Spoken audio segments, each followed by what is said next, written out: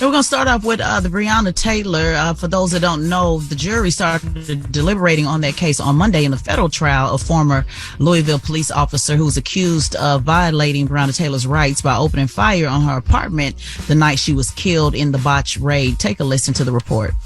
The jury in this federal case went home for the night, and after 3 days, there is still no verdict. Now, this is a much longer deliberation process compared to last year's state trial against Brett Hankison, when it took jurors only 3 hours to acquit the former detective. Now, this jury is deciding whether Hankison is guilty or not guilty on 2 counts of civil rights violations for blindly firing 10 shots into Breonna Taylor's apartment during a police raid in March of 2020. I mean, they should definitely win that civil rights case, right? I would think so. Yeah, we're hoping so. And again, just as a reminder, as we heard in the report, he was found not guilty on the state side. So the federal side decided to take up these charges. So hoping for, him to be found guilty in that. And they must be able to prove that he had excessive force and put innocent lives at risk, where a pregnant woman, her spouse, and children were sleeping, violating their constitutional rights.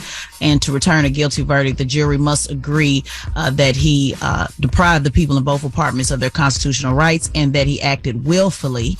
They also are deciding if he used a dangerous weapon and attempted to kill. So that is so crazy. It's crazy that they have to determine excessive force, right, and whether or not he used a dangerous weapon. A gun is not a dangerous weapon. It's like somebody died. Yeah. Like, what are we talking about? And it's a good sign that, they say it's a good sign, typically a good sign when the jury, is still deliberating into day, 3 or 4. So, hopefully we can get some news on that by the end of the week. But, stay there as long as it takes for them to argue and, sort through all the evidence and hopefully return back a guilty verdict for their family. That's right. All right. Well, that is front page news. Thank you, Tez. Absolutely. And let me shout out to one of our producers, Symantha. I know we have an extra minute. I just want to salute to her. Today is her 2-year anniversary of being cancer free. And wow. That is very, very dope. So I want to salute to Symantha. Again. Look at God. God is good. That's right. Salute to God. All praises due to God. All praises to God. Okay. Yes, absolutely. Drop a bomb for her too. That fight and that road that she took too. So salute to her. For everybody else, all right. Get it off your chest. 800-585-1051. If you need to vent, phone lines are wide open again. 800-585-1051. Get it off your chest. Call us up right now. It's The Breakfast Club. Good morning. The Breakfast Club. It's a new day. This is your time to get it off your chest. Wake up. Whether you're mad or blessed. It's time to get up and get something. Call up now. 800-585-1051. We want to hear from you on The Breakfast Club. Hello, who's this? Morning, guys. It's Walker from Toronto. Hey, Walker from Toronto. Get it off your chest, brother. I just want to say it's much more easier to spread negative energy than positive energy. Yes, it is. Mm-hmm. And Jada Pinkett book is an awesome read. Yes, it is. Man, I cried in it. I laughed in it. And I feel her pain. And I just want to send healing energies for her and her family. Mm-hmm. And just want to say you guys keep doing a good job. Well, I can't wait till you hear the conversation that we had next hour. Because, one of the things, as soon as you read the book, the first thing you say to yourself is, oh, everybody's having the wrong conversations here. Mm-hmm. Hello, who's this? Mod, stay there. Mod Baby. Did I say that right? Yes, sir. All right, get it off your chest. Yes, sir. I just wanted to ask Charlamagne, how you feeling this morning? Blessed, black, and highly favored, sir. How you? Yes, sir. Black, blessed, and highly favored. And good morning to that co-host. I don't know. Beasy baby. Beasy baby. If you say my name 3 times, I'm going to show up. Good morning. Oh, beautiful. Hey. Good morning. I just want to ask you, Charlamagne, could you do me a favor? Yes, sir. When Jada gets there, could you ask her, please, what did she say to him to make him get up? To make him get up. Oh, during the Oscar slap. Yeah, on the Oscar night. Yes. She didn't say nothing. Make him, react. She didn't say nothing to him. We all seen the video. She had to say something when that camera cut away. No, she ain't say nothing to him. Nothing at all. That was all on Will. That was a reaction from that. Okay. The spirit of Pac out in that man. Okay. Goodbye, man. Read the book, man. Goodbye, man. I'm telling you, I can tell who has read the book, and I can tell who has read the headlines. If you read the headlines, I understand exactly why you feel the way you do. But when you read the book in context, I guarantee you have a different perspective. Hello, who's this? Hello, hi, this is Leandra. Hey, Leandra, get it off your chest, mama.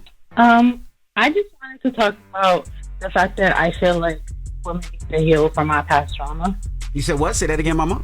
That us women need to heal from our past trauma. Amen. You ain't lying. Why you say that, I though? feel like because I'm honestly messing up such a great relationship that I have because of my past trauma and my own insecurities in the past. And I really realize it's like so important for us to heal because we are going to lose such good things that don't come by often anymore. You need to be here next hour with us as we talk to Jada Pinkett Smith. Absolutely. That is absolutely, positively the conversation. You cannot love somebody until you truly love yourself, and you cannot be happy with somebody until you are truly happy with yourself. That's right. And I think part one of this is you know it. So now that you know, I got ish, I got to unpack. You can let him know so that y'all can try to get through this space together. That's and hopefully you don't ruin a good thing. Absolutely. Get it off your chest. 800-585-1051. If you need to vent, phone lines are wide open. It's The Breakfast Club. Good morning. The Breakfast Club.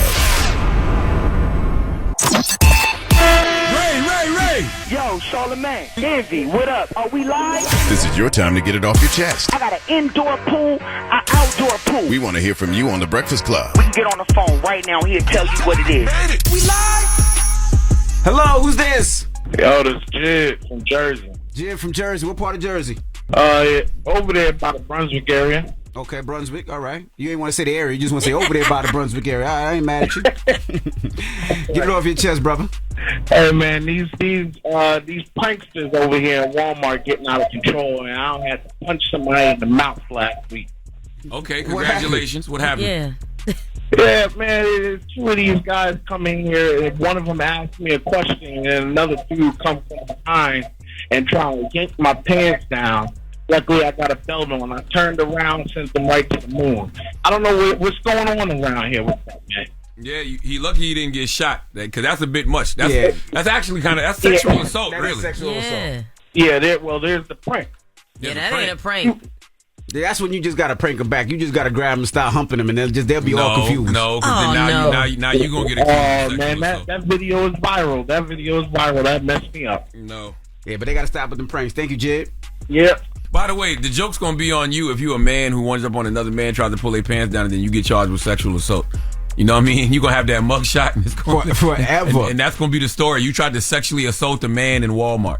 You sexually assaulted a man in Walmart. And there was sexual assault. There's certain things you can't do, right? You can't go to certain daycare, school. Imagine having to register as a sex offender because you sexually assaulted a man in Walmart. As a prank. Trying to go viral. That's right. And then when you go to prison, somebody going to prank your ass. Damn it, man. Okay? Hello, who's this? What's up, man? This is D'Angelo from Lansing, Michigan, man. How you doing? What up, Doe? Get it off your chest. Man, I just want to get off my chest, man. All these women, stop bashing these women that want to be married, man. That want to hold down their man, want to submit to their man. They not pick me. They not none of that. It's just women that understand what life is and what love is and what the beautiful thing is, man. And these bitter women, man, need to find somebody or get left lonely with a dog dying alone, in the words of Kevin Samuel. You know what I'm saying? Damn. Amen. He mad. He got a right to be mad about that. I've been married 12 years now, man. It's been beautiful, y'all. And it's like I'm looking online. Everybody trying to explain to you how to be in a relationship, what a relationship's supposed to be, what love's supposed to be like. And women mad at women that want to be good women and men. You know what I'm saying? That what we need in our community, what we lack in our community, people mad at that. You know what I'm saying? Like, man, give these women a break, man. Get married, have a family, raise us up, man. Get us out of the community, get our community in a better spot, man. Could it start with family? To me, I agree with you. They're only mad because they're miserable. Mm-hmm. That's really what they want. They want what those ladies have. It's sad, Charlamagne. I seen a reel on Instagram. A woman was at her wedding day, but she got on her knees and promised her husband everything she gonna be to him. Man, the comment section went crazy. These women was mad, man. I was like, damn. Get you a man that's worth that. Don't be hating. Just get somebody that's worth it. That's real. All right. Amen. All right, brother. You have that's all I want to say, brother. Get it off your chest. 800-585-1051. If you need to vent, you can hit us up. We have Beasy Baybie here. She's our guest co-host. We got rumors on the way. Give us a little tease. What we talking about? We do. It looks like Tiger Woods may officially be getting cleared after his ex admits she was never the victim of sexual abuse by him. So we got that coming up. Also going to talk about the Baby and whether or not he regrets those homophobic comments. What T.I.'s doing good in the hood. All right, just a little bit. We got a lot. That's a little bit. I want to tell him more. I'm excited. We'll do it when we come back. Some good teasers. Okay. That's right. We'll do it when we come back. So don't move. It's the Breakfast Club. Good morning. Hey, friend. The Breakfast Club. Morning, everybody. It's DJ NV, Charlamagne the Guy. We are the Breakfast Club. We got our special guest co-host, Beasy Baybie, with us. And let's jump right into the rumors. If you say my name, Beasy Baby. Beasy Baby. It's about This is the Rumor Report. Beasy, baby. You can't be mad when people don't understand your dream because God didn't give them your vision. good morning. Well, here's juice. All right, so by now, most of us have heard that Keke Palmer was temporarily granted custody of her son, and she also got the restraining order against her son's father, Darius Jackson. Mm-hmm. Well, the filing accused Darius of being mentally and physically abusive. We saw the pictures. Since then, she and Darius's families have been going back and forth, and it's been all over social media. There is some new audio of Keke's mama, Sharon, cussing Darius out. Check this out. I'm sure.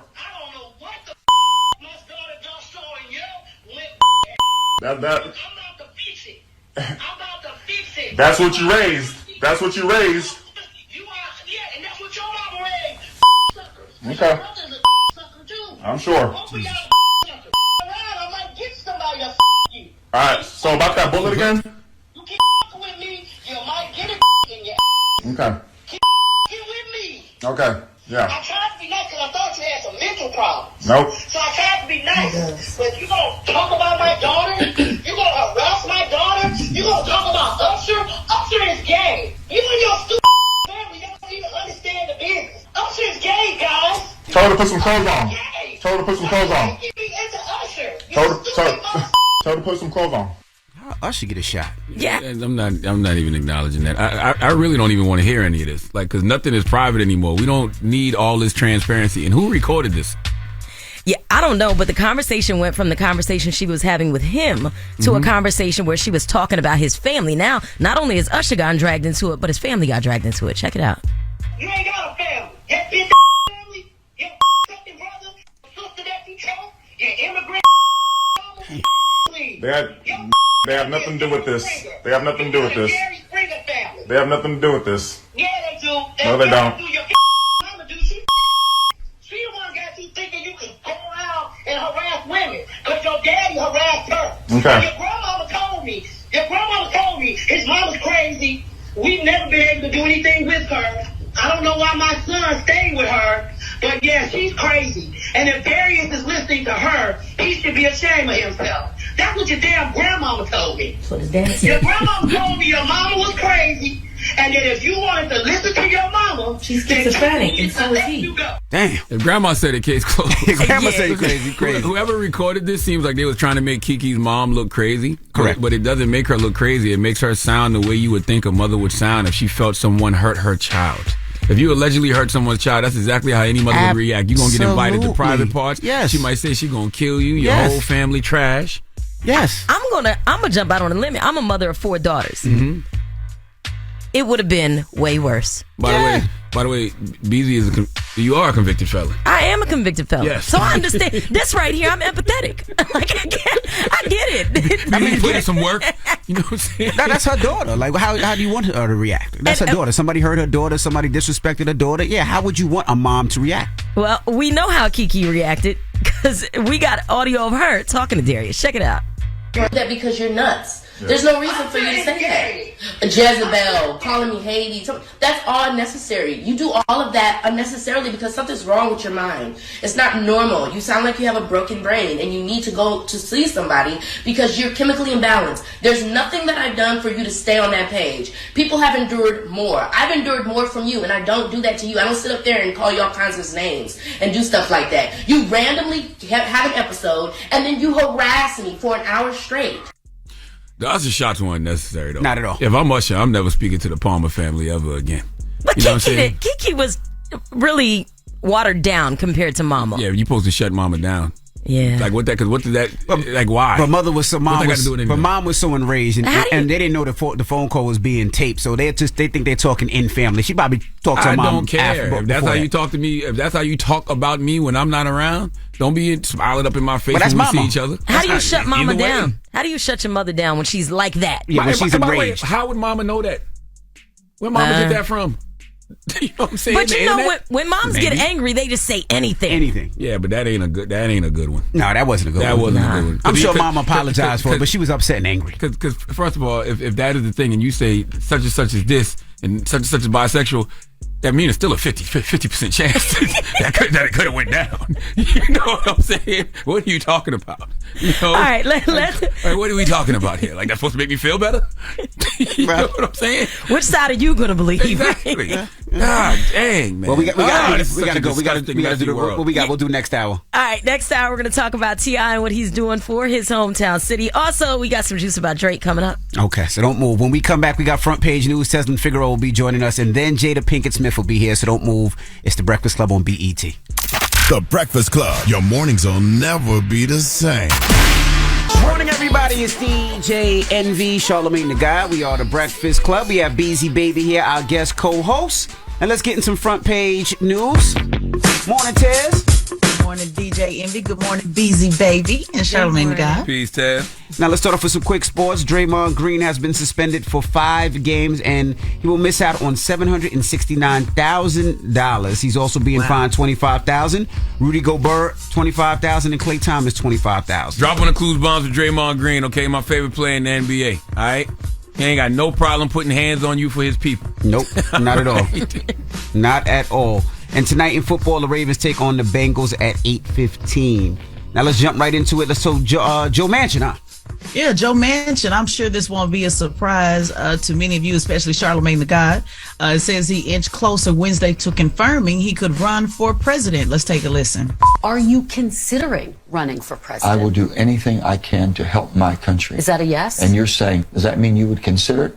Absolutely. Every American should consider. If they're in a position to help save the country, I think we're on the wrong course. So I will do everything possible. Joe Manchin once again standing in the way of Joe Biden and the Democratic Party making progress. If Joe Manchin runs for president, you can add that to the long list of things that he has blocked Joe Biden and the Democratic Party from achieving. Mm-hmm. That's right. That's right. He added that Biden's policies have gone too far left, and he said he thinks we'll lose democracy as we know it if Trump is elected. So he believes that he can go out and bring the middle together and basically do, Charlamagne, what we knew he was doing all along, which is why he did all of what he did before, was showing that he is indeed possibly the real president. So now I guess he's going for it. He will actually be running for president, I believe. If he runs, I'm gonna hear him out. You know what I mean? Like, the other options we got are terrible, right? Like the Bidens and the Trumps of the world. So I'm gonna hear him out. Hear what he got to say. I'm gonna hear what he got to say and see if he's really one of these centrists like he claims to be. Mm-hmm. Well, he's a gangster. We know that for sure. So absolutely. Well, I'm interested. I'm interested. I'm gonna hear him out. I'm interested in hearing what he got to say too. So he says he'll make a decision possibly before Super Tuesday. So I think he's gonna do it. I'm just guessing. I don't know, but this is typically what they do. Say I'm gonna go around the country and talk to everyday working Americans and see where we are, and then he'll come out and say after a thought and prayer and consideration, I decided to run. You know how they do it. So and I don't want to hear none of y'all call him out now. You know what I mean? Any of y'all in the Democratic Party, don't try to throw smut on Joe Manchin's name now, because you didn't when he was blocking everything out. So when he starts running for president, don't come out and tell us how bad he is. And I don't want to hear it. I don't want to hear it now, because y'all had 4 years to tell us that. That's right. Now let's talk about all these kids losing their Medicaid coverage. Yeah, just an important fact, just another reminder on why children should be covered in the United States of America. At least 2 million children have lost their health care coverage since the end of the pandemic. They guaranteed medical coverage during the health emergency. Through November 8th, a total of 10.1 million Americans have been disenrolled from Medicaid. The 2 million children who have lost their health coverage represent 21 states that break out enrollment changes by age, and it's likely an undercount because data is still coming in. So just another reminder how I personally believe, that if nothing else, children and elderly should have health care coverage in the United States of America. So for those who are out there looking for coverage, hopefully they'll be able to get some type of supplement or something to make sure these kids are covered. Absolutely. Yeah, I agree. We all should. Absolutely. Absolutely. It should really be free for everybody, Medicare for all. But, something they just can't get Congress to agree on. But can they at least agree on it for the children? So just wanted to make sure people knew that was out there. All right. Well, that is front page news. And make sure you follow at Teslin Figaro on all social media platforms and subscribe to Teslin Figaro's podcast, the Straight Shot No Chaser podcast on the Black Effect iHeartRadio podcast network. All right. Now, when we come back, Jada Pinkett Smith will be joining us. Of course, her book Worthy is out right now, and we're going to kick it with her, so don't move. It's The Breakfast Club on BET. The Breakfast Club. Morning, everybody. It's DJ NV, Charlamagne the Guy. We are The Breakfast Club. We got a special guest in the building. Nah, this is special. Yes, Jada Pinkett Smith. Welcome. Thank you. How you feeling this morning? I'm feeling good. You glowing. Good. Thank you. Yeah. Life is good. Even in the chaos. Even in the chaos. I mean, life is chaos. Yeah, that's what it is. That's what it is. Yes. You know what I'm saying? So you just get in harmony with that. That's interesting you say that, because I always be wondering, like, are we ever going to find peace on this planet, or do we just exist within the chaos? The chaos is normal. Yeah, I think, just in my journey, I've just been discovering that you kind of have to just rise above it, right? Because the world is going to be what it's going to be, right? I actually think that the world is a university, to teach us how to transcend it. Yeah. And so, you got to make peace with what this world is about. But I don't think that this place is our sanctuary. I actually think, ascending it and going into more of the spiritual places, and just kind of understanding, living your life from there within the world. I mean, that's what they say, be in it, but not of it. You ever get tired of it, though? Because you've been on this tour for a while, and you're very big on energy and vibrations, and sometimes I'm sure the energy and vibrations have been all over the place, but it seems like you've been on tour for a long time. You ever get tired of it? Like, all right, now enough's enough now. I think that if I put myself in that frame of mind, and I just bring myself a level of discomfort that's not necessary, right? You just go, it is what it is. So how are you going to step up to the moment? And that's it, that's just what it is. And so that's where I find my peace. Since the release of this book, what is your ego been telling you? My ego has been telling me to let go, because it takes a lot of courage to sit in your truth. It takes a lot of courage. It takes a lot of courage to be happy when you're walking through the world and you're dismantling ideas. You kind of have to, in that dismantle, you just kind of have to let go of everything that you thought you were, everything that you're trying to be, and just flow, right? Just let whatever is presenting itself just kind of be what it is, but you definitely gotta let go. So it's been a real test in regards to trust, and just can't trust the ego in that way anymore. But that's a process. So as I'm so you go from one ego state to the next, right? So it just gets smaller, I guess, but the ego is always going to be there. Always. So, you just kind of learn how to make friends with your ego and have it work for you in a different way for a different purpose. Right? So that's what I'm working with right now. Has this truth helped your relationship with friends, family, and even your marriage? Has this truth and all the things that came out, or did it make things worse? Oh no. See, I didn't step into this walk until my situation with my friends, my family, and specifically Will was tight. Right? Because I already knew how disruptive it was going to be. So I had to make sure that my inner circle was tight, right? So that we could walk this together hand in hand, right? So it's actually, specifically for Will and I, it's definitely brought us closer. It's so funny how crisis will do that. Absolutely. You know what I Especially mean? when you love somebody. Yeah, you know what I'm saying? So that's the thing about Will and I. It's just like we just learn more and more as we go that this is what we were built to do, you know, with each other, you know, and to walk together. And, you know, just like any long-term relationship, it goes through its of course. you know, and so you gotta take your time. I really had to grow emotionally. I hadn't realized how emotionally immature I was. You know what I'm saying? And so that's the thing about long-term relationships that are fantastic if you can just hang in there, because it's going to force you to step your game up if you want to be happy, you know? And so Will's been one of my greatest teachers on my journey, you know, because I've been forced to have to deal with my stuff, you know? What stuff? Because you said you're immature. What immaturity do you see when you look at yourself? Well, I would say, you know, about 7 years ago, just when you're just hanging on to these romantic ideas of what marriage should be, what your partner should be for you, so that you don't have to be the thing for yourself. Like when you keep banging on somebody like, no, I need you to show up this way because I need to feel a certain way about myself, right? That in itself is just like, hold up. You want somebody else to be something for you that you're not willing to be for yourself? First of all, how do you call that love? You know, and I had to like step away to really realize that, you know? And so me getting myself in alignment and just realizing like, yo, Jada, you got a lot of work to do. And then doing that work and then being able to present myself with more of myself, and then being able to see Will as who he is and just accept him and love him there. That's what I think gets lost, you know, in the book if you haven't read the book. Right. Like, you think all the convos about Tupac and Will distracted from what this book really has to offer? Because I do. Yeah.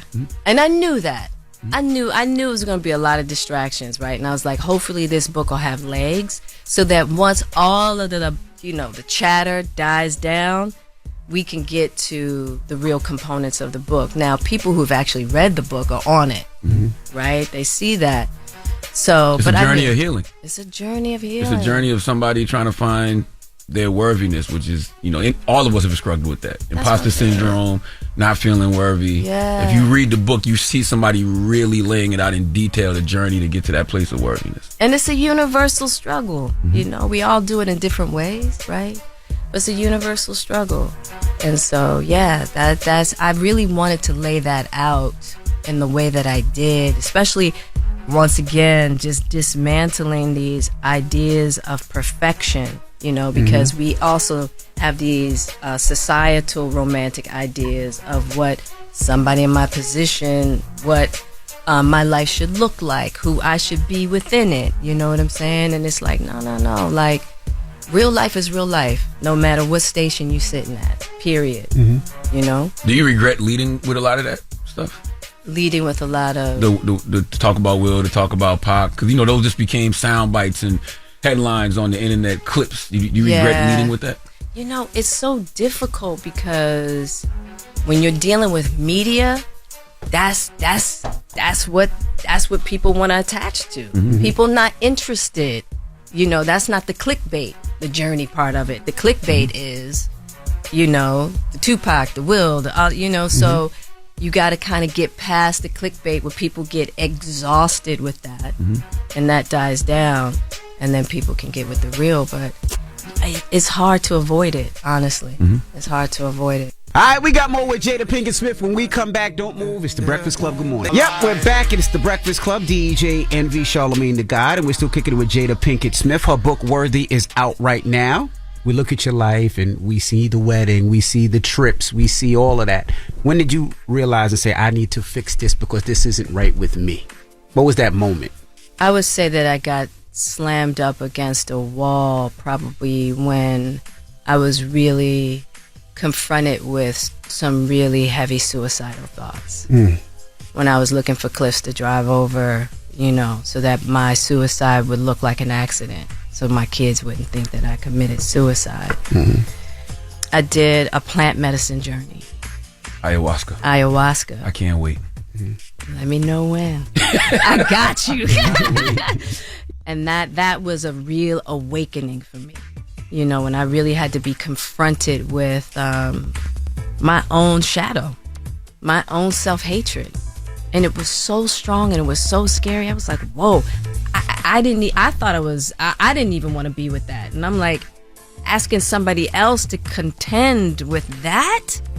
That was the first moment that I realized, oh, Jada, you got some stuff to deal with. And what got you to that point? Because most people would look on the outside and be like, you know, she's rich, she's a movie star, she's dating another movie star, she has beautiful kids, your mom is still there. Like, it looks like to the outside, the life is perfect. So what in that perfect life on the outside made you feel imperfect or made you not feel like this is what I want? It was like dealing with the foundational wounds. Right, I hadn't dealt with, and that's what most of us don't even know what our foundational wounds are. We don't even know we're foundationally wounded, right? And so it started in childhood. You know, you got two parents who are addicts, and you're not the priority, right? And then just the levels and just the trauma that gets built upon with that environment is like, right? And I thought that making it would heal it all. You know, success takes care of everything, right? And then it was like, okay, made it to Hollywood, that's not it. And then I met this fantastic guy, and I was on this whirlwind of romance with Will, and I was like, he's gonna fix it. You know what I'm saying? He is the knight in shining armor. The savior prince. He's the savior prince. He's going to fix it. So it went from one false belief to the next. And I talk about trying to check all the boxes. It's like, checked all the boxes. What is left? Right? And then having to realize, oh man, yeah, you're not dealing with your stuff. That's what's left. So it just goes to show that we can have all of these exterior things, you know, but that's not the thing that's going to heal the soul. You know, it's interesting because, you know, when we used to watch Red Table Talk, people would be like, who is Jada Pinkett? Yeah, take off the drug dealer code, Jada. Is that a drug dealer? You're giving drug dealer energy. I never, when I read that in the book, I was like, Jada Pinkett Smith was in the streets like that. But when you walked in, I'm like, oh, I see it. I see the little kingpin. I'm sorry about that. Yeah, I'm just trying to be comfortable. You know what I'm saying? You see how you threw kingpin on you? Ain't even throw a little bit. Threw kingpin on you. I see it. Sorry about that. But when people used to watch Red Table Talk, they used to be like, why is Jada Pinkett Smith an expert at anything? But in the book, you refer to yourself as, you said you're a pseudo guru. Yeah. You said it's in the Feeling the Rain chapter that you seem to often set yourself up to fall off the edge of high and mightydom. Yeah. But you admit at the time you didn't know. Yes. Like, why talk to yourself like that? Well, because it's the truth. Damn. You know, and I think that when we're really on that game of healing, like, the person that you got to be the most honest with is yourself. That's right. And a lot of times that could be the most difficult, when you really got to look at yourself and realize, you know, where you thought you were something and now you realize that you ain't, you know? And so, yeah, you just got to learn how to be deeply honest with yourself. And as I talk to myself that way, I can also hug myself in saying that, you know? Now, you talk about love so much, and you talk about how you felt. At one time, you were against marriage, right? Yeah. Is that because you seen your parents and their relationship? That was. And what changed your mind? Yeah, I think that was really like, I got to see my grandparents, who both sets of grandparents had a really long-lasting marriage. But I wasn't quite sure that it was the pinnacle of happiness. And so, you know, when you're young, you're a free spirit, and I'm just like, no, I can do this different. Like, because I want to be happy. I'm not quite sure that's what happy is. Like, how can I be in a relationship and be happy? You know, I was all about the devotion of it, but I wasn't quite sure that marriage was the thing, right? It wasn't until maybe 3 years ago. 3 years ago? You've been married all this time, and it wasn't the 3 years ago. Another headline. Here you go. You were married There you go. all this time. Jada Pinkett Smith said she wasn't happy until 3 years ago. No, not that I wasn't happy. Okay. Not that I wasn't happy, but I got to see the power of marriage. 3 years ago. I got to see the you mean power. Like the vows, like the death do us part, sickness and health. Not even. Well, yeah and no, right? I got to see how marriage is a holy path for real, right? Just in regards to learning about love, because it takes a long time to break down all the different false beliefs that we have about love, right? And the thing about holy matrimony, and it's not to say that you're not going to go through some unholy stuff, right? But when two people are committed and just refuse to quit, what you can learn about yourself, about your partner, and about love in general, you can't really learn by going from one relationship to the next, looking for the honeymoon stage over and over again. Right? Specifically, if you're interested in learning about unconditional love, you know? And so I was like, oh, snap. This is what it's about. You know? So what took place 3 years ago? What was that moment 3 years ago? I would probably say when Will going through the process of emancipation. And then once he finished emancipation and the stuff that started coming up for him. Right? And that's when he was like, hey, can we get back into some therapy together? And the stuff that was coming up for him and the kind of conversations we were starting to have, I was like, okay, here we are. You know what I mean? I'm like, and everybody starts their journeys in different ways at different times. You know what I'm saying? But that's when I knew. I was like, okay. And then we went to the Oscars and that whole thing happened. And I didn't even think twice about it when I saw what was happening. I was like, I'm not leaving this man's side. I'm not leaving this man's side. All right, we'll keep it locked. We got more with Jada Pinkett Smith. Her book, Worthy, is out right now, so don't move. It's The Breakfast Club. Good morning. Morning, everybody. It's DJ Envy, Charlamagne the Guy. We are The Breakfast Club. We're still kicking it with Jada Pinkett Smith. Charlamagne? Do you think up until the point of 3 years ago, do you think y'all had just more of a trauma bond? I would say yes and no. I would say we had a trauma bond, and then underneath of it, there was this real deep friendship, this spiritual bond too. Because you can start breaking through your trauma and start talking through your trauma, and if it's just a trauma bond, once you start to heal and you start going your separate ways, it's done. If it's just a trauma bond, right? But when you can feel that spiritual bind, once you're doing the healing and that spiritual bind is just yoking you tighter, then you know it's something else. You know, and you really have to have the discernment to know the difference. You know what I'm saying? Because sometimes you do just have a trauma bond with somebody, and sometimes you just got to get away. You know what I'm saying? And so you gotta really like sit with yourself and have the discernment to know the difference. Now that's real, because sometimes you heal so much, you be like, man, you look around and be like, I don't like nobody. Right, exactly. That's real talk. I don't like none of y'all. Yeah, straight up, because that's what we do. You know, it's like, and that's part of it too. You know, and that's part of why we have to have the courage, because innately, you know, once you start healing, a whole lot is going to change. That's right. You know, With the Oscar situation, did that save your marriage? And the reason I ask that is, you know, I've been married 22 years. Charlamagne's been married a long time, but your wife will always be mad at you, right?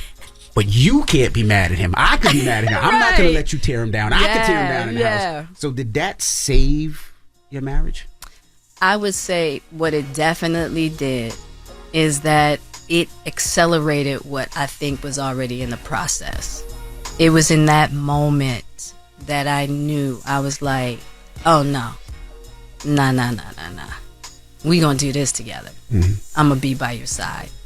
And I know that I'll never leave your side, right? Because it's funny, because in emotional crisis, I didn't blink. And that's when I knew deep down inside, I'm like, that's your guy. Yeah. That's your guy. That's right. You know what I'm saying? It's like, and there's no getting away from him. You've been trying. You don't want to go nowhere. Mm-hmm. Stop it. And so it was that incident that I knew right away, yo, we in it. And so that was it. But I think that was the trajectory anyway. It just, in an instant, solidified it. Got you. Yeah. Gotcha. If y'all have been separated all of these years, if you read the book, you realize that, right? Mm-hmm. And Will never said anything about it. Why did you feel now was the time to reveal that information? Was it just to sell books like some people think? Oh, no. It's part of the process. It was part of part of my self-worth journey. Mm-hmm. Like, I had to really, I was leaning on Will in a lot of ways. And I think for women specifically, how a lot of times our relationships are used to identify us. You know what I mean? Mm-hmm. And so I thought that was a really important process, and so much a really important thing to talk about, because so much of my journey happened in that time when it was just me. That's right. And I think that, and I also wanted people to realize that sometimes marriages go through breaks like that. Mm-hmm. And for people out there who are thinking about, should I just get separated? Should I, get a divorce? I'm like, man, just take time for you. Have the courage. If you got the courage to sign divorce papers or, go to lawyers and just have the courage to figure out how to just take time for you, and then see what's showing up for you, right? Because sometimes divorce is the answer. Mm-hmm. Sometimes legal separation is the answer. But first and foremost, just take a year. See what shows up, before you start going into like all these other processes. Because sometimes we can act so quickly out of anger and frustration, and we just want to get away, and we think that's the answer. Mm-hmm.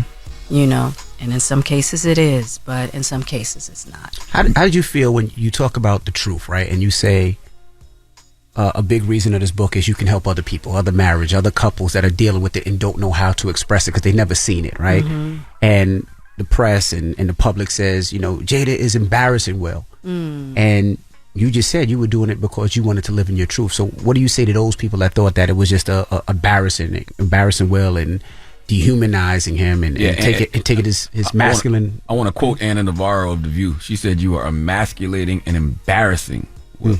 Oh, well, I think if she took time to read the book, I think that if you want to just read headlines, I could see how that could be confusing. But the book is right here. You have two books you can read, actually. Yeah, you can read my book and Will's book, which is so great that a lot of people are doing that. Mm-hmm. But people have the right to their opinions. And I always know that anybody who's saying that hasn't really done their homework. But you got to expect it too, because of what the headlines are, what clickbait is. Mm-hmm. So Will knows what it is. I know what it is. My kids know what it is. And more importantly, Great Supreme does too. Mm-hmm.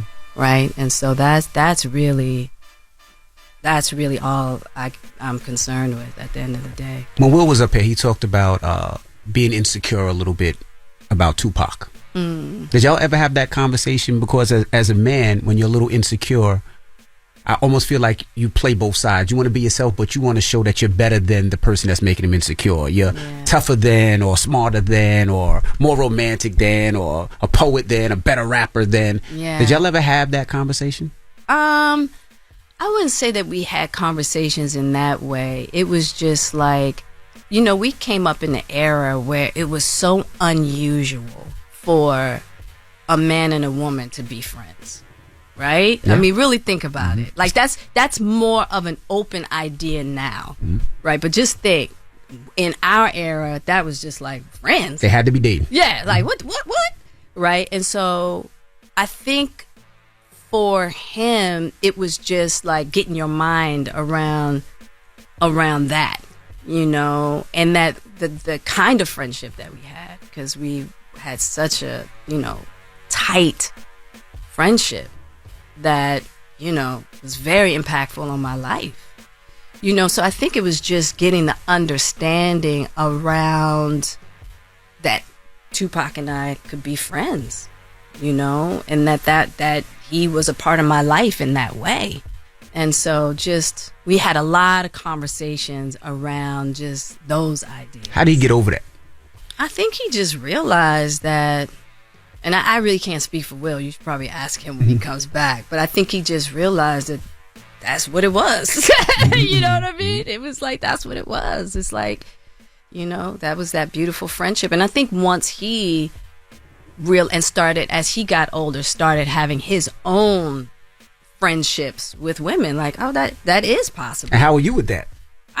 Listen, I always told Will, you need some female friends. Did you?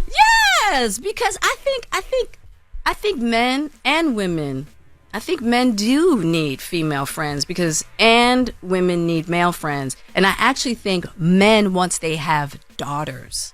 I got 4. And you all got female, 4 daughters. Yeah, I got 4 too. And majority female friends.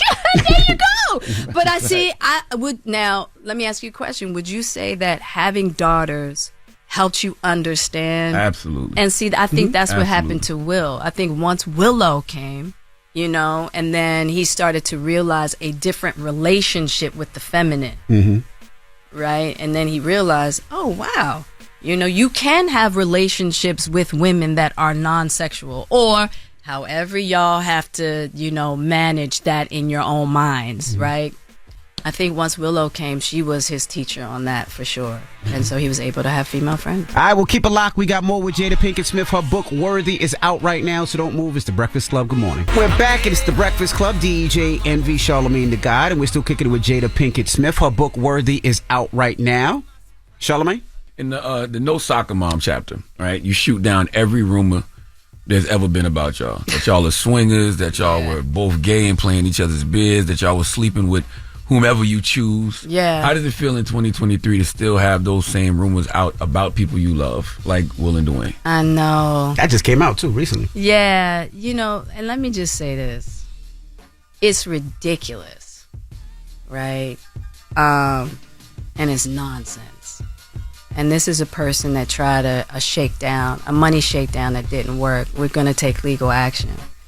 Because it's one thing to have your opinion about somebody versus just making up salacious, malicious stories. So that's actionable. So we're going to roll with that. You know what I mean? It's not true. We're going to take care of it. And that's that. How does there was a money shakedown prior? Oh, yeah. It was a money they shakedown. tried to extort you before? Like, well, it's based around this person's idea that they in some way were doing business around Will's book, and that they spent money or what have you, and that they needed to be compensated. So he already tried to do this money shakedown. Will was willing to give him a certain amount or what have you, and he didn't take it. So this whole situation is based on that. Give him a certain amount. Why though? Just well, because of some business that they had, and I don't know the complete details about it, but that's about to come out because, like I told you, about to take legal action. You should. Yeah, no, we are for sure. I was asking how's Will dealing with it, you know, with does he laugh it off? Release a statement. Will, here's one good thing about Will. Will's always gonna find the funny. I figured that. Yeah, he's always gonna find the funny. You know what I'm saying? And so y'all laughed at the murder kill part? Yeah. you have to because it's absolutely ridiculous. You know what I'm saying? And so all you have is you just gotta laugh about it, you know? And it's unfortunate because did he ask you, like, do I look like I give off bottom energy? He was like, do you believe this shit? but we just laughed about it. Gotta ask about Tyrese. Now, there was a rumor that Tyrese called you and said... yes. Oh. He said he called you on the phone. He was on meds. He was out of it. Yeah. And he told you, I ain't no killer. Jada, I ain't no killer, but don't push me. Oh. Revenge is like the sweetest joy, and that's getting you don't know why. He's Is that true? So Tyrese did call me, for sure. Mm-hmm. And he was definitely in a state. Mm-hmm. And I was really concerned, And I'm just happy. Did he quote Tupac, though? He said he quoted. Him and Charlie Mack said he quoted Tupac. He called Tupac? No, he said he called you and quoted Tupac. He may have. Let me tell you something. I was so worried at that time when he made that call about his state, because it was really deeply concerning. That I couldn't even tell you exactly what happened, because I'm trying to think about who I can get there, who can I get in the house, how can I get him help. Yeah. And so that I was a little panicked, to just make sure that he was okay and that nothing was going to happen. He wasn't going to hurt himself or anybody else. So that I don't even remember what he said. What he said.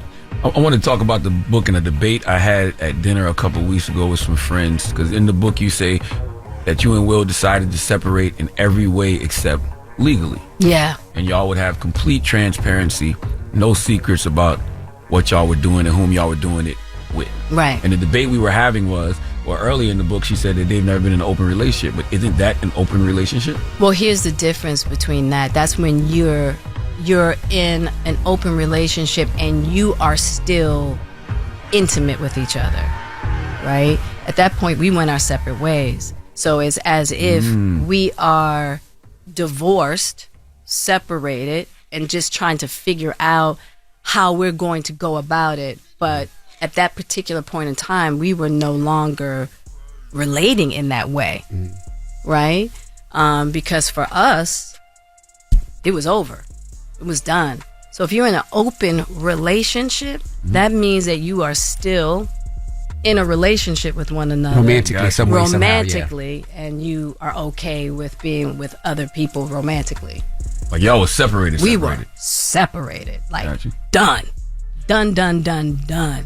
Why did you choose not to say August's name in the book? Really I felt like he's been through enough. You know what I mean? And I just wanted to be respectful in that manner. I really did. Do you feel like that's something that you need to heal, like that situation? I'm hoping at some point. I'm definitely hoping at some point, for sure. Yeah.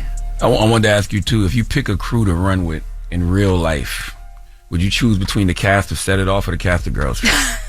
Set It Off. Oh, that's a hard one. Damn, Charlamagne, that's a hard one. Set It Off. They was riders. They were riders for sure. But both crews, they got something real special. Yeah. I'm gonna plead the fifth on that. Plead the fifth. I only got two more questions. Like when you're having these conversations now, how do you know, in your words, that this isn't the pseudo guru using rationale and borrowed wisdom to tell you what you want to hear?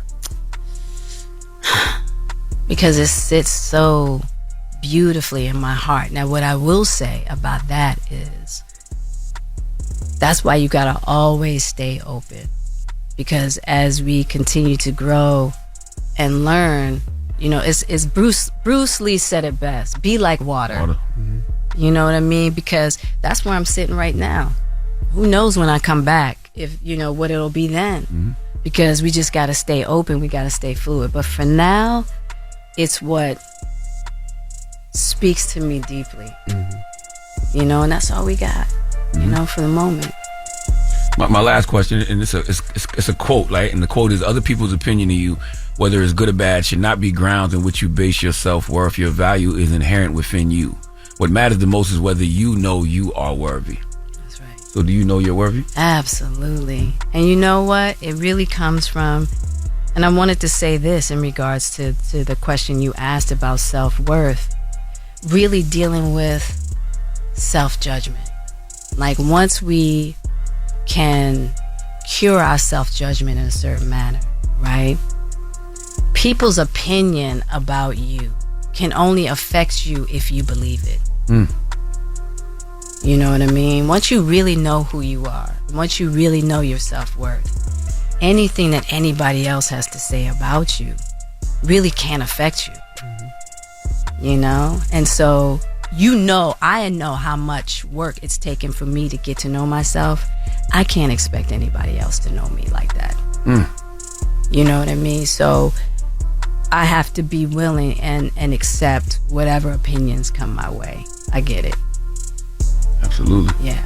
All right. Well, Jada Pinkett Smith, ladies and gentlemen. That's right. Thank you for appreciate coming. you for joining us so much. Appreciated this conversation so much. Thank you. This was beautiful. The book Thank Worthy you. is out right now. Make sure you get it, and thank you. Thank you. Don't be a stranger. No, I won't. Not at all. It's the Breakfast Club.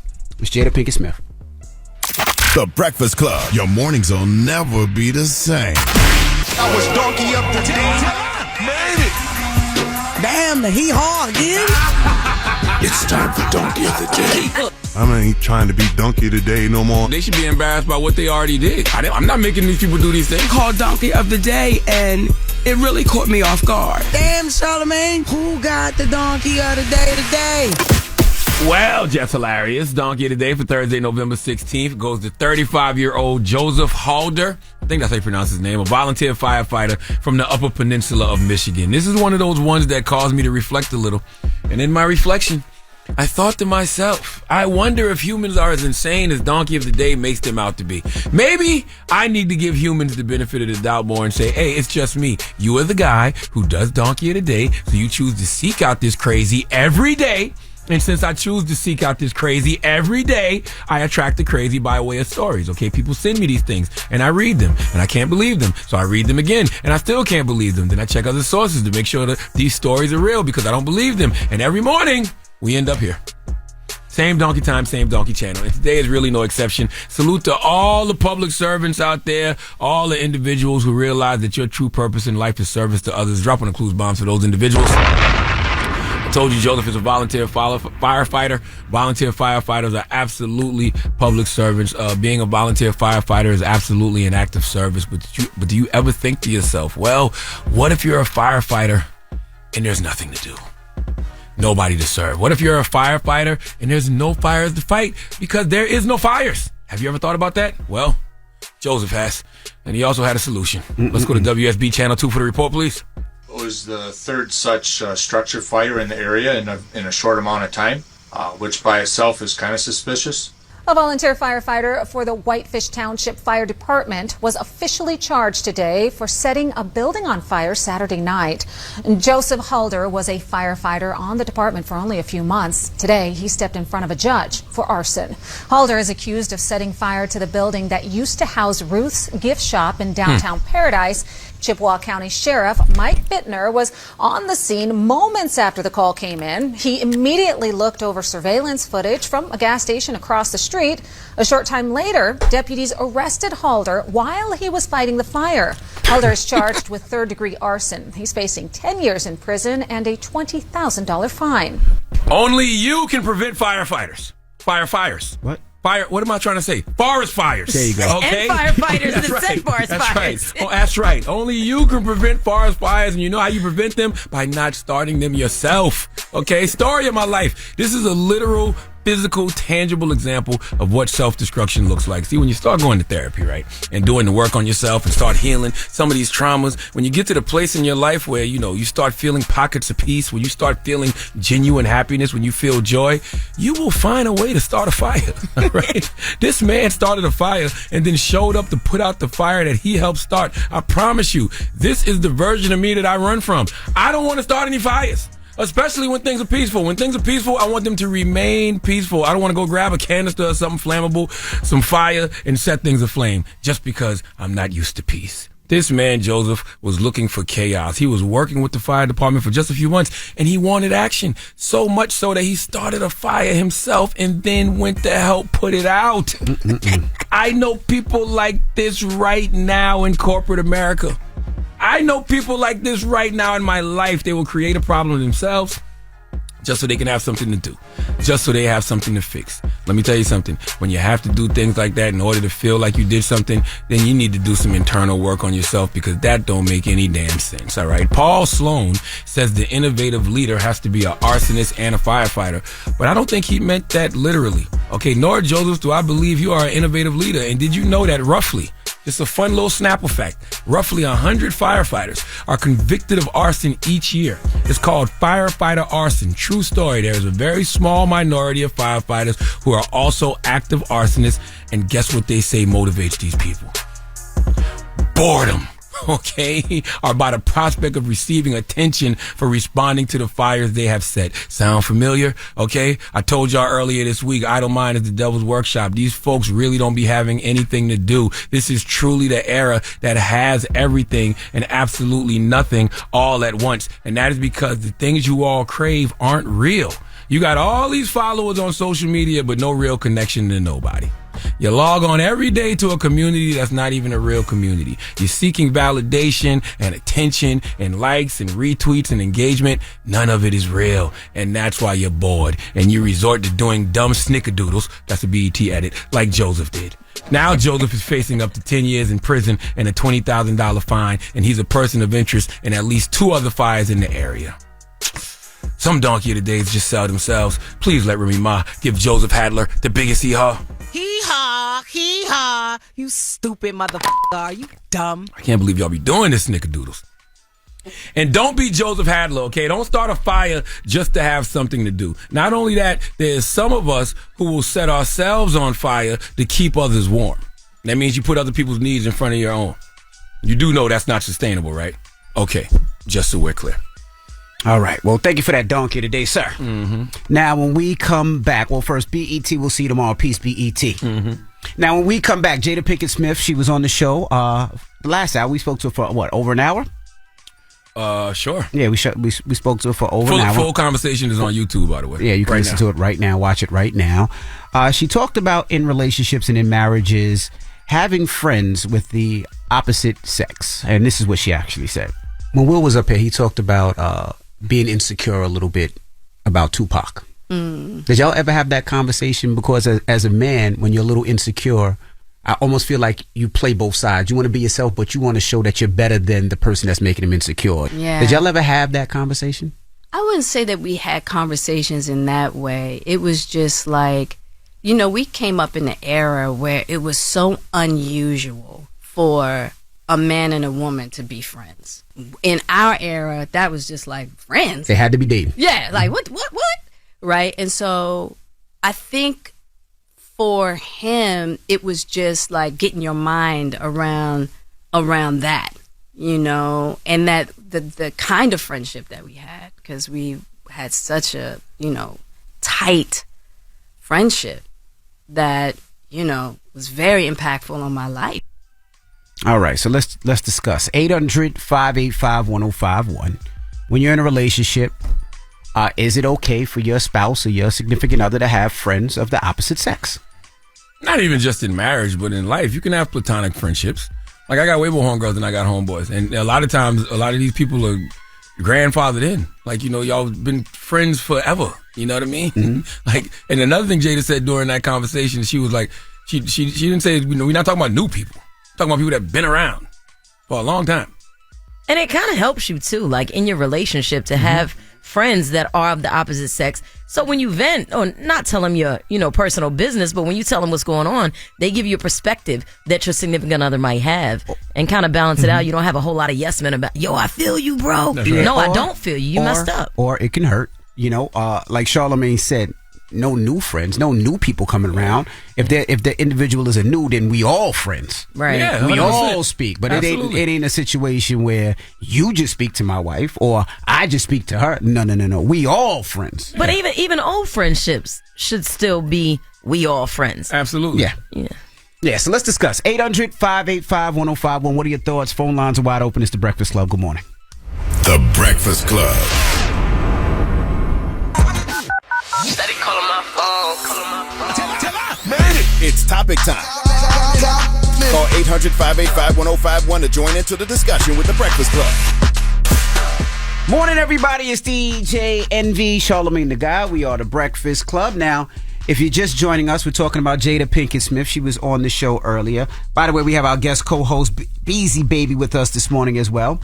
And we were talking about in relationships, marriages, or whatever it may be, your significant other having a friend of the opposite sex. Now, this is what Jada Pinkett Smith said. When Will was up here, he talked about being insecure a little bit about Tupac. Did y'all ever have that conversation? Because as a man, when you're a little insecure, I almost feel like you play both sides. You want to be yourself, but you want to show that you're better than the person that's making him insecure. Yeah. Did y'all ever have that conversation? I wouldn't say that we had conversations in that way. It was just like, you know, we came up in an era where it was so unusual for a man and a woman to be friends. In our era, that was just like friends. They had to be dating. Yeah, like what? Right? And so I think for him, it was just like getting your mind around that, you know, and that the kind of friendship that we had, because we had such a, you know, tight friendship that, you know, was very impactful on my life. All right, let's discuss. What are your thoughts? Let's start with you, Beasy Baby. I don't know. I feel like relationships with the opposite sex are necessary. Like, how can you just be in this world and just be around people that have the same private parts you have? You may streamline your thinking. You can't really get opposed, you know, feelings or thoughts. So I think it's necessary, but I think you also have to have respect for your partner. Like, I wouldn't marry somebody that didn't trust me in a room without them. So you got to trust that I'm going to put you first and I'm going to honor the vows that I made to you, and that, you know, I'm not going to put nobody in our circle that could threaten what we got. So I don't know. Yeah, and in my relationship with me and my wife, we don't really trust too many people. So for us, it has to be mutual friends, right? Meaning, you know, we meet them together. Not like Charlamagne said earlier. Like I can't just meet you at the grocery store and now we friends. It's not going to be like that. It has to be some type of establishment, and my wife has to approve, and with her, I have to approve. Right. Outside of that, we're not taking no new friends in. It has to be our friends. Like, you know what I mean? I should be able to call that person like you should be able to call that person. It should be a cohesive type of situation. Charlamagne? Y'all know, I never even think about it until this discussion comes up. I got mad homegirls. Okay. But your wife knows them all, right? Yeah, my homegirls and my wife's friends too. See? In fact, they probably like her more than they like me. Everybody does. Like, so I don't even like this discussion is like very it's silly to me. It's immature. You know what I mean? But a lot of people feel that way because sometimes they got insecurities and they immature. Or it's new friends. And sometimes people are not around for the right reason. And we know this. And I know, especially, and I hate to say this, a lot of fellas sometimes will try to befriend your girl, not because they want to be your girl's friend. They want to smash. Well, I'm never trying to befriend nobody. I'm never trying to befriend a man's girl. Like, that's not happening. Like, a lot of people do that. There's reasons why, you know, either your friends are your friends, or even these new people who may come into your life, y'all might work together. You know what I mean? Y'all might be doing projects together. Like, anytime I'm going to be spending time with anyone, my wife is going to know who that person is. You know what I mean? Whether it's a man or a woman. Hey, we're doing such and such with this individual. Or, hey, we all going out to dinner. We're all going. My wife is going to be there, everybody. Like, there's no woman in my life that's my friend that ain't my wife's friend. And a lot of people are taking, like, teenage drama into big age relationships. That's right. Like, you know, you had to worry about this stuff in high school. People break up and get together with a new person next week. It's really not the same when you're 40. If you can't have a platonic relationship with somebody from the opposite sex, something wrong with you, bro. Let's go to the phone lines. We have Dupree on the line. Dupree. Man, what's up, DJ M. Charlamagne and y'all guest host? Beasy Baby. What's up, Dupree? Talk to us, Dupree. Man. So I was listening to what Jada was talking about. I definitely got female friends. I don't really hang out with dudes.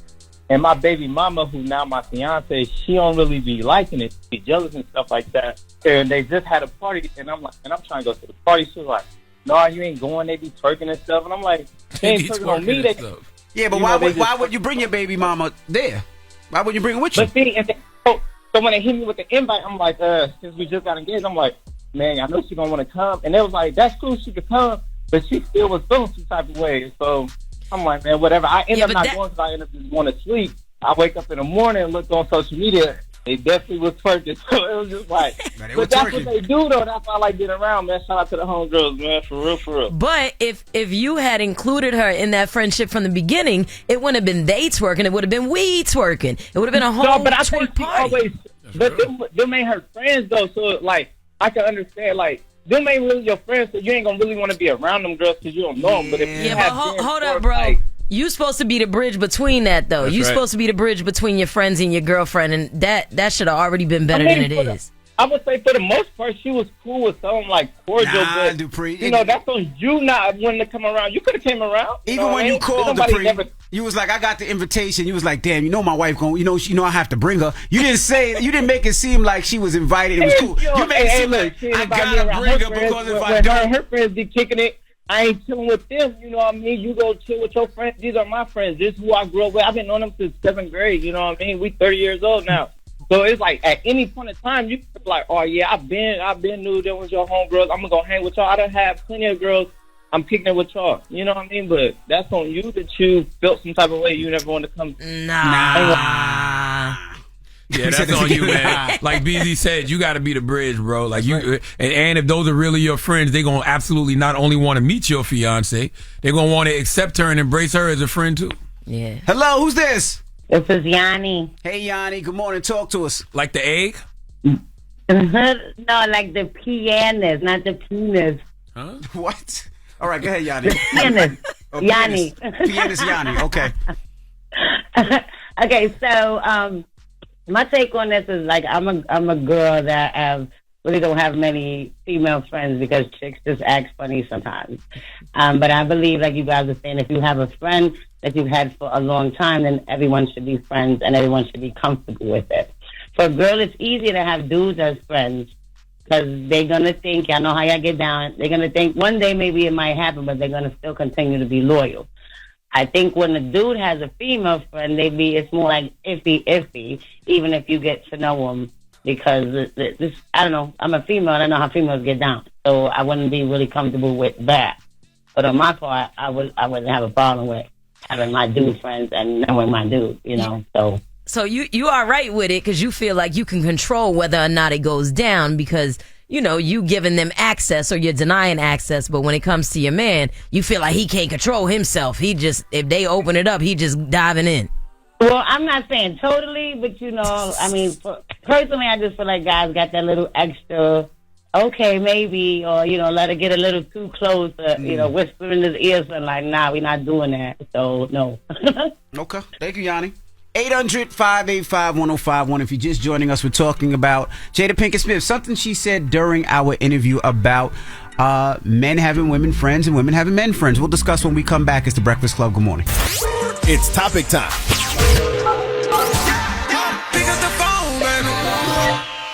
Call 800-585-1051 to join into the discussion with The Breakfast Club.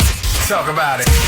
Morning, everybody. It's DJ NV, Charlamagne the Guy. We are The Breakfast Club. Now, if you're just joining us, Jada Pinkett Smith was here last hour. We were talking about men having women friends and women having men friends. And this is how the conversation started. When Will was up here, he talked about being insecure a little bit about Tupac. Did y'all ever have that conversation? Because as a man, when you're a little insecure, I almost feel like you play both sides. You want to be yourself, but you want to show that you're better than the person that's making them insecure. Yeah. Did y'all ever have that conversation? I wouldn't say that we had conversations in that way. It was just like, you know, we came up in an era where it was so unusual for a man and a woman to be friends. In our era, that was just like friends. They had to be dating. Yeah, like what? Right? And so I think for him, it was just like getting your mind around that, you know, and that the kind of friendship that we had, because we had such a, you know, tight friendship that, you know, was very impactful on my life. So we're asking 800-585-1051, what are your thoughts? Now, Beasy Baby is our guest co-host today. She feels like men should have women friends and women should have men friends. Yeah, you have to. Like, you can't be a well-rounded individual just walking around with a whole bunch of... I don't want to be in a room full of nothing but vagina. Mm-hmm. You know, I feel like I grew up with all brothers. You know, they teach me things about myself and about men that I need to know. So as I get older, I don't know. I got male best friends, and my husband's cool with that, and I'm okay with him having girlfriends. It's respect. Absolutely. Like the caller said earlier, the thing that he was saying that, you know, he didn't know if he wanted to bring his fiance around his other friends. I'm totally different. When I go out, babe, you want to come? Because I'm going to have just as much fun with the homies than with my wife as well. Like, if anybody ever seen me out or I've been out anywhere, I bring my wife with me. I have a great time with my wife. I drink, my wife drink. It don't matter. We have a good time. If we go to a strip club, we both tip it. If we go to, I don't know, a casino, we both gambling. Like, we have that much fun. But it's a little questionable when somebody sends an invite to DJ Envy as opposed to you and your wife. Like, the invite should be coming to both of you anyway. 100%. Yes. And that's what I told the dude last time. Like, when he said he didn't want to bring his fiance around his friends. Your friends should not only want to meet your fiance, they should be embracing your fiance and bringing her into the circle of friends with open arms. Correct. Well, let's go to the phone lines. Hello, who's this? Hi, this is Lydia. Hey, Lydia, good morning. Good morning. I listen to y'all every day. Oh, my God. Oh, we appreciate it, Mama. What's your thoughts?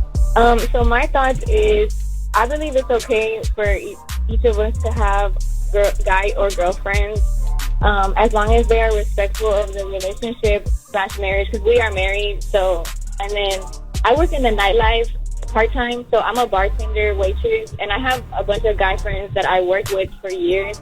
And when my husband and I first started dating, he was very, like, accepting of everything and everybody, because everybody was, like, cool and respectful. And once I got married, like, everybody was like, nah, she's married, leave her alone. Like, they were very protective of me. So, yeah, and then his homegirls that he's had, there's only ever been one person that I could be like, she's not your friend, because a girl just knows when somebody's trying to with her dude. So, but I will say that might change it a little bit too, right? And the reason I say that might change it, if you're working and guys are hollering at you all day long, I think that can make any guy feel a little insecure. Why? I just think he doesn't say anything, like, because they don't touch me, they don't do anything. Like, they can look and they can say what they want to say, and he's not bothered by it, because he knows at the end of the night I'm coming home. That's right. With money in my pocket. So, well, what you're calling being bothered and is actually just called being insecure. Yes, I said that. Well, why? So you don't trust your woman? No, it's not a matter about trusting my woman. No, it's clearly about not trusting your woman. But it's just a certain job. So when you're a bartender, most bartenders, I would say a majority of them, when they serve drinks, they flirt a little, right? We've all had a bartender that flirt. Yes or no? No. I think you're kind. You're lying. I think you're just kind. You're nice to everybody. That's your ego. You think everybody flirting with you. That's your ego. Light skin, he's light skin, right. Red, do bartenders flirt sometimes? All the time. They do sometimes. Red's light skin too. Ma'am, do you flirt at all with people that buy drinks? No, I don't. You're lying. Can I tell you guys something? I'm just nice. And then they're like, she's nice. And then they mistake it for flirting. But I'm like, no, I'm not flirting. And then I have to be mean too. Like, I want all guys out there to know that's your ego talking. If you think that every girl being kind to you is flirting, and if you think every girl being just nice to you means that they want you, that's all ego, bruh. Red? And you hella insecure if you think that Red? You hella insecure and you don't trust your woman if you think guys hollering at her bothers you. Red? Bartenders definitely flirt. All the time? I wouldn't say all the time, but they flirt for sure. But everybody flirts. Like the lady at Walmart bagging your groceries is flirting. Lady at Walmart never flirt with me. She's just bagging the groceries. Lady hi. Lady at Walmart never flirt with me. All she said was hi. Have a nice day. How are you? Red, does the lady at Walmart flirt with you, Red? No, not that I remember. Listen, anywhere you go, you're going to find what you're looking for. So if you go to the bar looking for someone to flirt, that's what she's doing. Keisha, good morning. Good morning. Talk to us, Keisha. What's your thoughts? Me personally, like I said, like Jada said, my immature self wanted to be friends with my man's friends all the time when I was younger. Me now, I don't even care. That's your man. Like, those are your friends. I don't want to be friends with the girlfriends. I don't want to be friends with their wives. Just let me do me. You go have fun with your friends and I'm good. Yeah, if it happens organically, though. Yeah. That's great.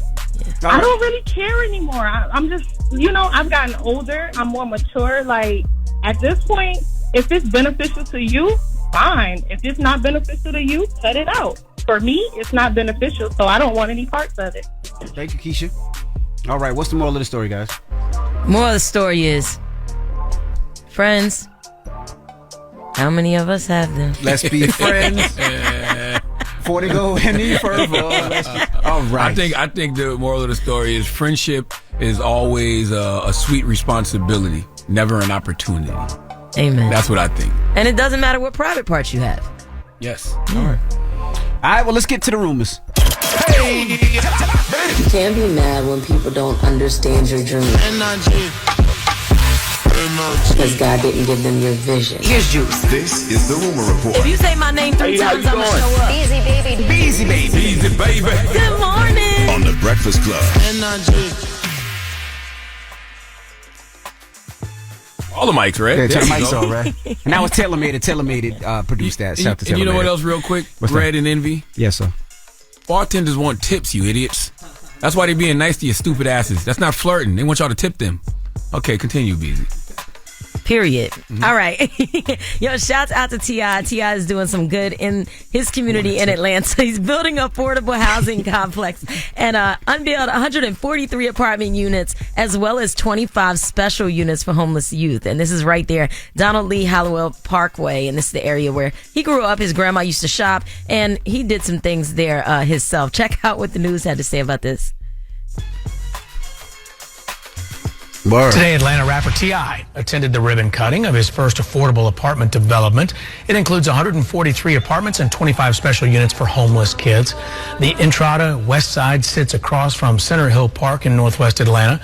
T.I., whose real name is Clifford Harris, told us he remembers how the community struggled when he was young. The arts and entertainment industry in this city has been able to collaborate and be profitable enough to offer the community so many things that, you know, are much needed. Developers say the property was once a shopping center where T.I.'s grandmother used to shop for groceries. Man, drop one of Clues bombs for tip, man. Shout out to T.I. I need y'all to be loud about this because I don't think y'all understand how incredible this is. You know, people love to whisper your success and they love to scream about your failure. So y'all need to be loud about this the way y'all loud about anything that's some BS. Because this is incredible. This is beyond investing in your block. And Tip's been working on this for years. Like he bought that building a long time ago. Before the pandemic. Way before the pandemic. Like probably over a decade ago.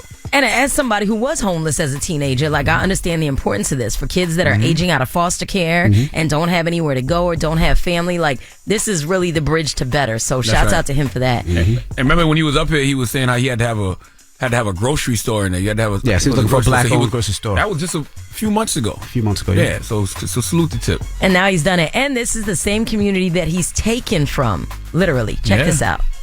You don't tell nobody. I got caught stealing at this Kmart right here. Okay, and I thought that just to offset the shame that came with that, it would behoove me, to invest in the community by acquiring this piece of property. It's the least I could do. You know what I'm saying? Everyone does a little. No one has to do a lot. That's right. Only a person who is from a community knows exactly what a community needs. So Tip knows that community needs that. So he gave it to him. And shouts out to Killer Mike because he said this decision and the efforts that he put into making this happen was inspired by Killer Mike. So just goes to show how each one of us can do a little something to make everything better. Love both those brothers, man. Salute to Clifford Harris and Michael Render. Also in the rumor report, it looks like Drake is teasing a surprise EP just after announcing the tour that he's going to be doing that features J. Cole. He posted this video saying that this new EP is not leftover songs. This is brand new stuff. It's brand new songs are moved to create and put out in this moment to make this moment a little bit better. Check out what he had to say. I feel no need to appease anybody. I feel so confident about the body of work that I just dropped that I know I could go and disappear for whatever, 6 months, a year, 2 years, even though I'm not really into the super lengthy disappearances for the sake of mystery. But, ultimately it's coming to me in a way that I haven't experienced maybe since if you're reading this, where it's just kind of I feel like I'm on drugs. I feel like I'm in that mental state without doing anything. I did those songs in the last 5 days. I didn't have one bar written down for those songs on the night that For All the Dolls dropped. It's not like I'm picking up from some unfinished. This is just, it's happening on its own. Do you think he's inspired to do this because of the backlash that the album that he put out for All the Dogs got, or should we just accept the fact that Drake likes to put out music the same way Wayne does, and Gucci and Youngboy and Pac? He just likes making music. I think both. Or just a response to the backlash? I think both. I think one is a little response to the backlash, and two, I think he just enjoys making music. I mean, Drake raps. He likes to make music. Oh, he raps and he sings. Well, he raps and he sings, but he likes to put out music. Patois and yeah, that too. You know. And I'm excited about it. I can't wait to hear it tonight. I'm hoping that he gives me what I want, pause, and that's a full rap album with him rapping. Drake is like the guy that. Oh, you just can't help but be gay. It's weird. It's so strange, like for no reason. I hope he drops tonight and he gives me what I want. I didn't say it like that. God, it's coming. Damn, that's exactly it's coming. how you said it. Yes. Oh my God, did you hear it? Grow up. You grow up. I ain't say grow up. I say gross. Oh. Hey yo. All right. Scary hours. hours. You just be sexualizing and I don't. I just these said guys. I'm a Drake fan, and I hope he gives me the music that I want. Please stop objectifying people on this radio. It's the way you think about things. Everybody heard it. Right? Everybody heard it, bro. Jesus Christ. I will say this though, that Drake and J. Cole video, hard. First person shooter. What's happening? What's going on? Because I never know what you. It's hard. Pause. What are you talking? What's up, man? Oh my Jesus Christ! Yeah, if you like it, you like it. I like it. I like the video because that is how I want my superstar rappers to be looking in videos. That was a superstar rapper video. Y'all be too regular, riding around the city on city bikes and all kind of crazy stuff. Everybody doesn't have the same budget, sir. That Drake and Cole definitely have it. But they can pay out of pocket. Every other rapper might not have that budget. And whoever that director was, I can't remember the guy's name. It came on at the end of the video. That was 90s rap video-esque. I enjoyed that. They spent some money on that video. Yes. All right. Moving along. Cardi B is defending Will Smith. Will Smith's name's been in the headlines consistently lately. We heard a great Jada Pinkett interview earlier, and it looks like Cardi B is chiming in. The most recent story has the accusation that he was getting with his friend Dwayne Martin. If you've been listening since 7, you would have already heard the interview. You know it. Jada addressed the allegation. She's ready to go to war. She said they're completely untrue. The Smith family does plan to take legal action. If you missed it, make sure you check the interview out on YouTube, but definitely check out what Cardi B had to say. I don't like how I was fooled a couple of weeks ago. Some people just never change. I don't like that shit. I don't like what people be doing to Will Smith. I be feeling like Will Smith is very unproblematic, and I feel like he got like a nice heart. I found out that Will Smith is a Libra. I always said this, like Libras, we be getting tried. And then when we outburst so heavy that we become the ones in the wrong. Your job as a journalist, you should be able to detect whether somebody is bullshit or not. Because anybody could say something about anybody. Look what happened to me in 2018 when I didn't even know her name, was saying that she know me, that she did into my house. Anybody could say a fake ass story about you, fake ass believe it. Nobody cares about the truth and the lie. It's more entertaining, man. And there is no discernment with any of this stuff because nobody wants to not believe. They want to believe the salacious stuff. Mm-hmm. It makes for better conversation for individuals. And it allows people to escape their own truth. That's right. Yeah, but it can mess up homes, it can mess up businesses, it can mess up all types of things that people are trying to do because of these lies. But that is your rumor report. Now let's get to the People's Choice Mix. We'll be back. Don't go anywhere. It's the Breakfast Club. Good morning. The Breakfast Club. Your mornings will never be the same. Morning, everybody. It's DJ NV, Charlamagne the Guy. We are the Breakfast Club. Our guest co-host, Beasy Baybie, is here. Yeah. And we got a salute to Kevin Hart. Kevin Hart just received the Mark Twain Prize for American Humor. This is considered to be the comedy's highest honor. That's right. It started in 1998, and the first person to receive this was Richard Pryor. So, yes, the ceremony. When is the ceremony? Kevin Hart. I don't know when the ceremony is. It's coming up soon. They announced that he's getting it. Mm-hmm. Yes. And it's only been like over 20 people to receive this award. Like, this is not something a whole lot of people have gotten. So, no, that's a big deal. Yeah. So, well deserved, too. Well deserved. All right. When we come back, we got the positive notice. The Breakfast Club. Good morning. Morning, everybody. It's DJ NV, Charlamagne the Guy. We are the Breakfast Club. Now we have Beasy Baybie here, our special guest co-host. And we appreciate you for hanging with us today. And you come back tomorrow? Thanks for having me. Yes, I'm looking forward to hanging out tomorrow. Thank both of y'all. Like, y'all have a really... It's time... You got to get some flowers real quick. Just, you guys have been doing work for over a decade in this capacity. And much of the world listens to you every day for entertainment. But you both talk about marriage and you show what it looks like to be a husband and a father, as well as putting out, a word on mental health and just moving the culture forward in the right direction. So thank you for allowing me to be here today, but thank you for the work you do all year. Give me your Twitters and Instagrams and all that stuff, Beasy. It's at Beasy Baby everywhere, BeasyBaibie.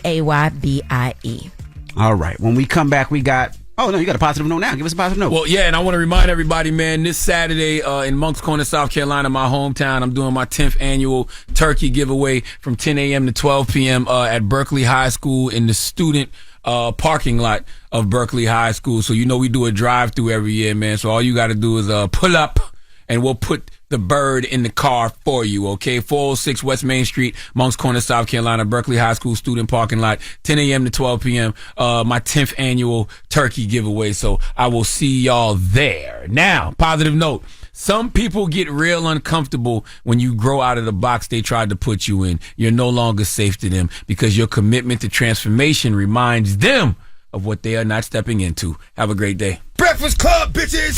Y'all finished or y'all done?